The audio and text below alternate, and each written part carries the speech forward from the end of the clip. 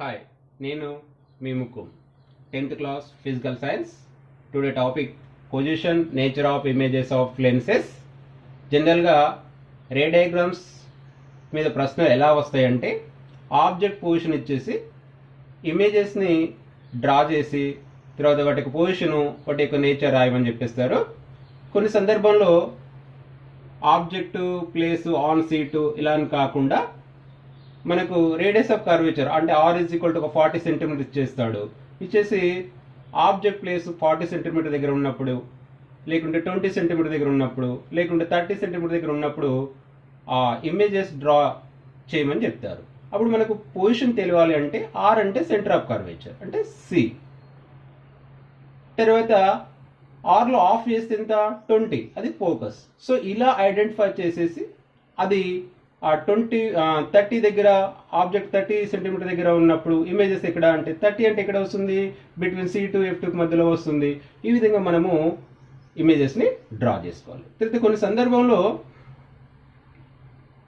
Same size image ఎప్పుడు ఏర్పడుతుంది, లేకుంటే ఇరెక్ట్ ఇమేజ్ ఎప్పుడు ఏర్పడుతుంది, సో వర్చువల్ ఇమేజ్ ఎప్పుడు ఏర్పడుతుంది అని మనని అడగచ్చు. పాయింట్ సైజ్ ఇమేజ్ ఎప్పుడు ఏర్పడుతుంది అని కూడా అడగచ్చు.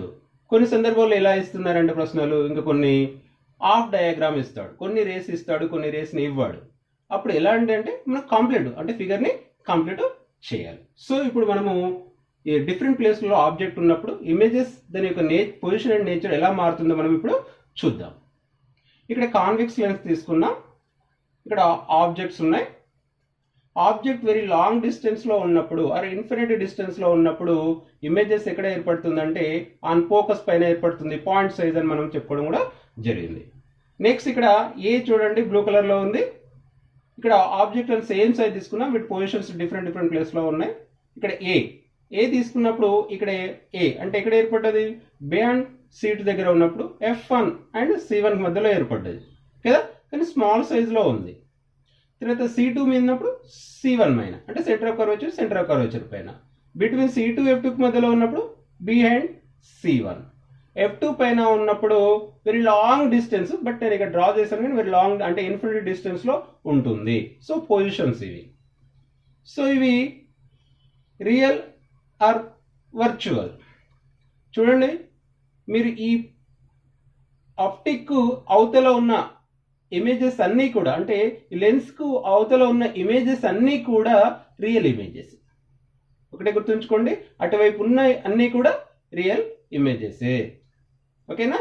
నెక్స్ట్ ఇవి ఇరెక్ట్ ఆర్ ఇన్వర్ట్. సో మనం ఆప్టిక్స్ అంటే ఫోకస్ అవతల ఉన్న ఇమేజెస్ అన్నీ కూడా ఇన్వర్ట్. ఫోకస్ అవతల ఉన్న ఇమేజెస్ అన్నీ కూడా ఇన్వర్టెడ్. ఓకేనా. సైజ్ చూద్దాం. సైజ్ ఏమవుతుంది అంటే ఇక్కడ ఏ చూడండి, ఏకు ఇక్కడ ఏ ఉంది అంటే ఈ ఆబ్జెక్ట్ కంటే ఈ ఆబ్జెక్ట్ మన ఇమేజ్ సైజ్ తక్కువగా ఉంది. ఇక్కడ C2 మీద చూడండి, దీనికి ఇక్కడ బి ఆబ్జెక్ట్, ఇక్కడ బి ఇమేజ్, దీని ఆబ్జెక్ట్ యొక్క ఇమేజ్ చూడండి మన సేమ్ సైజు ఉంది. సి చూడండి ఎన్లార్జ్డ్, ఇంకా డి చూడండి ఇంకా ఎక్స్ట్రా ఎన్లార్జ్డ్. అంటే ఇక్కడ ఆబ్జెక్ట్ సైజు మన ఇమేజ్ సైజ్ ఏమవుతుంది అంటే ఫోకస్ నుంచి ఇటు వెళ్తున్న కొద్ది ఏమవుతుంది, ఇంక్రీజ్ అవుతుంది.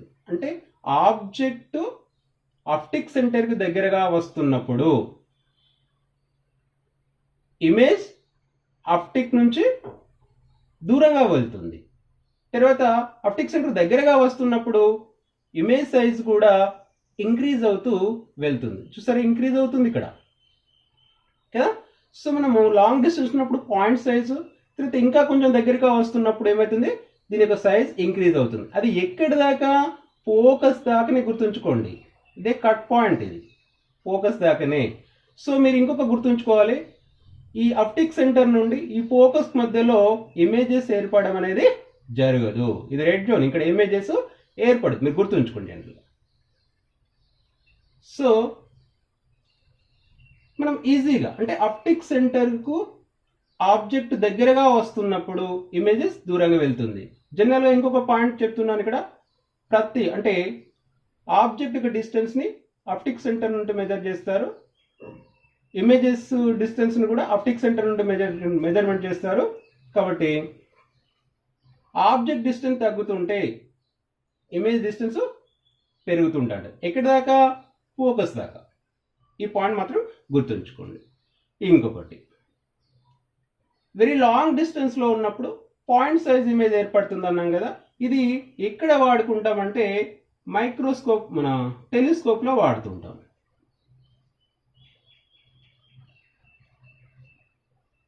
టెలిస్కోప్లో వాడతాం. ఎందుకంటే లాంగ్ డిస్టెన్స్లో ఉన్న ఆబ్జెక్ట్ ఇక్కడ పాయింట్ సైజ్ ఇమేజ్ ఏర్పడ్డప్పుడు ఈ పాయింట్కు నుంచి ఫోకల్ లెంత్, ఈ పాయింట్ నుండి ఫోకల్ లెంత్ ఉన్న ఇంకొక లెన్స్ని పెట్టినప్పుడు ఇక్కడ నుంచి వెళ్ళిన రేస్ ఏమైతే అంటే ప్యారలల్గా వెళ్తాయి. అప్పుడు ఏమవుతుందంటే ఈ ఆబ్జెక్ట్ యొక్క ఇమేజెస్ మనం ఇక్కడ క్లియర్గా చూడొచ్చు. కాబట్టి ఈ ఇన్ఫినిటీ డిస్టెన్స్ అంటే వెరీ లాంగ్ డిస్టెన్స్లో ఉన్నప్పుడు మనము ఈ ప్రాపర్టీ ఎక్కడ వాడుకుంటే టెలిస్కోప్లో వాడుకుంటారు. సెకండ్ వచ్చేసి ఇక్కడ చూడండి, బియాండ్ ఏ ఇమేజ్ చూసినప్పుడు, ఆబ్జెక్ట్ చూసినప్పుడు ఇక్కడ ఇమేజ్ స్మాల్గా ఉంది, అంటే ఆబ్జెక్ట్ సైజ్ పెద్దగా ఉంది, ఇమేజ్ సైజ్ స్మాల్గా ఉంది. దీన్ని ఎక్కడ వాడతారంటే సింపుల్ కెమెరాలో వాడతారు. సింపుల్ కెమెరాలో ఏం చేస్తాం మనము, ఆబ్జెక్ట్ సైజ్ పెద్దగా ఉంటుంది కానీ కెమెరాలో ఫిలిం ఎంత ఉంటుంది? చిన్నగా ఉంటుంది. కాబట్టి మనము ఆబ్జెక్ట్ సైజ్ పెద్దగా ఉంటుంది, ఫిలిం సైజ్ చిన్నగా ఉంటుందంటే అక్కడ ఇమేజ్ ఇన్వర్ట్గా పడడం అనేది జరుగుతూ స్మాల్ ఇమేజ్ పడుతుంది. కాబట్టి ఈ ప్రాపర్టీ మనం ఎక్కడ వాడుతుంటే సింపుల్ కెమెరాలో వాడతాం. ఇక్కడ సి పొజిషన్ చూడండి, సి దగ్గర చూసినప్పుడు ఇక్కడ సి ఆబ్జెక్ట్ సైజ్ కంటే ఇమేజ్ సైజ్ పెద్దగా ఉంది.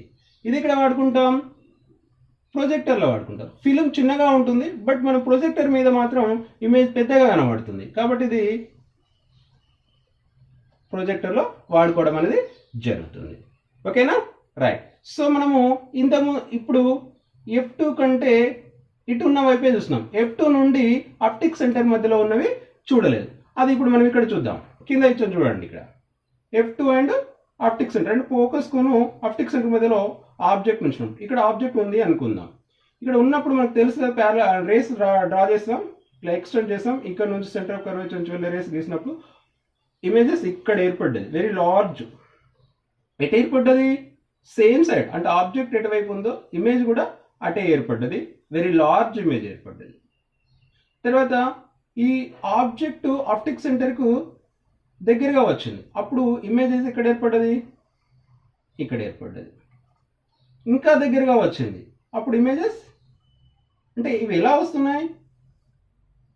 ఇలా వెళ్తాయి కదా రే, ఇవి ఇక్కడ ఇంటర్సెక్ట్ చేసుకుంటాయి కాబట్టి ఇక్కడ ఏర్పడుతుంది.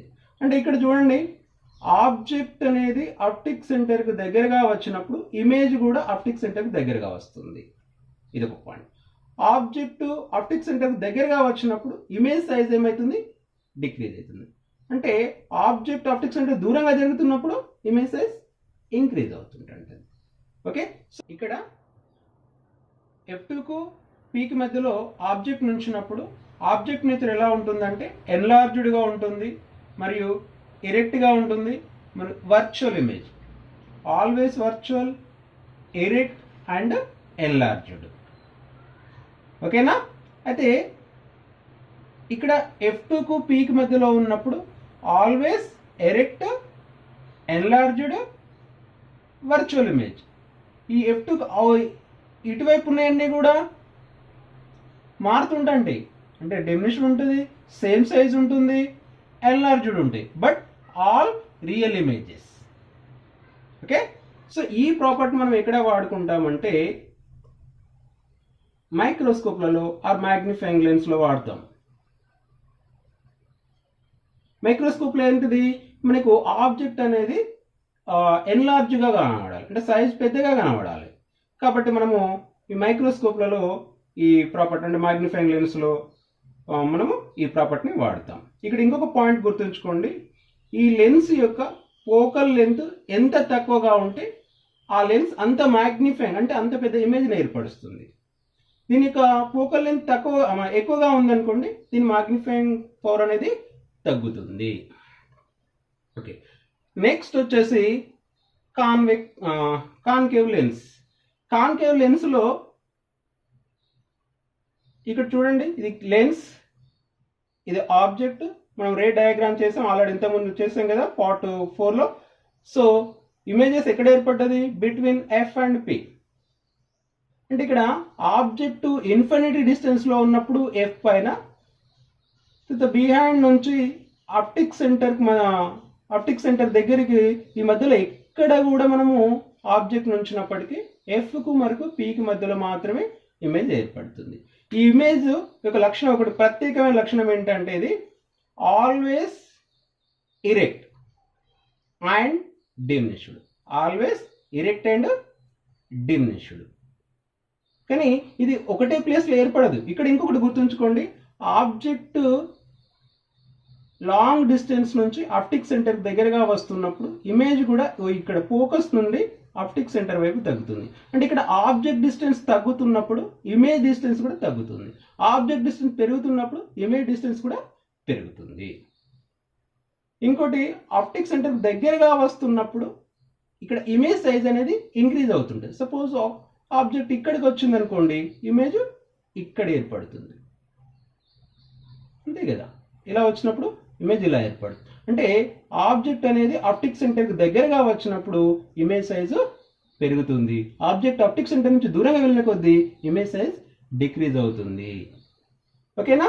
ఈ విధంగా మనము ఈజీగా గుర్తుంచుకోవచ్చు. అంటే కాన్వెక్స్ లెన్స్లో ఫోకస్ దాకా ఆబ్జెక్ట్ సైజ్ ఇమేజ్ సైజ్ ఏమవుతుంది? ఇంక్రీజ్ అవుతుంది. అంటే ఆప్టిక్ సెంటర్కు ఆబ్జెక్ట్ దగ్గరగా వచ్చినప్పుడు ఇమేజ్ సైజ్ ఇంక్రీజ్ అవుతుంది. ఇక్కడ ఏమవుతుంది? ఆబ్జెక్ట్ ఆప్టిక్ సెంటర్ దగ్గరగా వచ్చినప్పుడు ఇమేజ్ సైజ్ డిక్రీజ్ అవుతుంటుంది. ఇక్కడేమో డిక్రీజ్ అవుతుంటుంది, ఇక్కడ నుంచి ఇక్కడికేమో ఇంక్రీజ్ అవుతుంటుంది. ఈ ప్రాపర్టీ మనము గుర్తుంచుకోవాలి. ఈ లెసన్ మీకు నచ్చినట్లయితే లైక్ చేయండి, సబ్స్క్రైబ్ చేయండి. మీకు మరిన్ని వీడియోల కోసము నా ఛానల్ని సబ్స్క్రైబ్ చేసినట్లయితే మీకు మరిన్ని వీడియోలు వస్తాయి. Okay, thank you.